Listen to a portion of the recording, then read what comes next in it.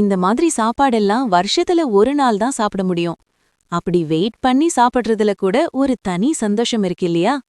இன்னைக்கு நம்ம பக்கா டேஸ்ட்ல ரம்ஜான் நோன்பு கஞ்சி எப்படி செய்யறதுன்னு பார்க்கலாம்.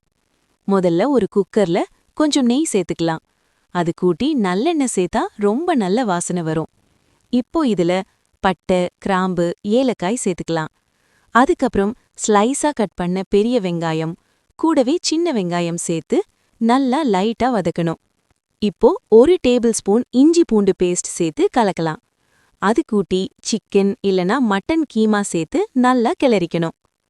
இப்ப 2 பச்சை மிளகாய், கொஞ்சம் புதினா, கொத்துமல்லி சேர்த்து லைட்டா வதக்கிக்கலாம். ரொம்ப அதிகமா வதக்க வேண்டாம். அதுக்கப்புறம் 1 தக்காளி சேர்த்து நல்லா மிக்ஸ் பண்ணிக்கலாம். 1/4 டீஸ்பூன் அளவு கரம் மசாலா சேர்த்தா சுவை இன்னும் அதிகம். இப்போ 1 கப் பச்சரிசிக்கு 6 கப் தண்ணீர் சேர்க்கணும். தேவையான அளவு உப்பு சேர்த்து தண்ணி நன்றாக கொதிக்க விடுங்க. தண்ணீர் கொதிக்க ஆரம்பிச்சதும் ஊற வைத்த பச்சை அரிசி சேர்க்கலாம். 1 கப் அரிசிக்கு 1/4 கப் பாசிப்பருப்பு சேர்த்து நல்லா கலக்கணும். இப்ப குக்கரை மூடி வெயிட் போட்டு சுமார் 7 விசில் வரட்டும். விசில் அடங்கியதும் திறந்து பார்த்தா ரொம்ப அழகா வெந்திருக்கும். இப்போ 1/2 கப் திக்கான தேங்காய் பால் சேர்த்து மெதுவா கலக்கணும். அவ்வளவுதான். சூடா சர்வ் பண்ணுங்க. நம்ப மாட்டீங்க, அவ்வளவு டேஸ்டா இருக்கும். இப்படிப்பட்ட இன்னும் ரம்ஜான் ஸ்பெஷல் ரெசிபிக்காக ஃபாலோ பண்ண மறக்காதீங்க.